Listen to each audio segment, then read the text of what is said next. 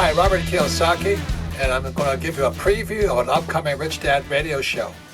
A lot of people wonder when's the next big crash coming, or what's going to cause the big crash. We all know there was a giant crash around 2007 and 2008. Well, I wrote this book here to predict the next crash coming, and it's a big one. It could be the biggest in the history of the world. So I started writing this book in 1999, and what's going to cause the big crash, and there's going to be many things that cause it. But one of the biggest reasons you need to pay attention is what's going to crash our pensions.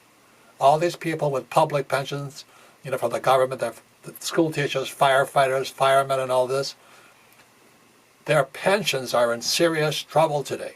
So a special guest this week is DiCiccio. The full disclosure, he's a good friend of mine. We've been friends for years. He's also a real estate investor, but he's also a city councilman.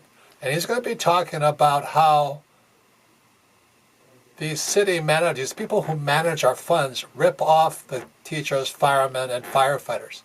And they rip it off via the pension system. So this is a very important program because Phoenix, not that it's the most important city, but it's the tip of the iceberg. There's so many other cities and counties that are in serious financial trouble.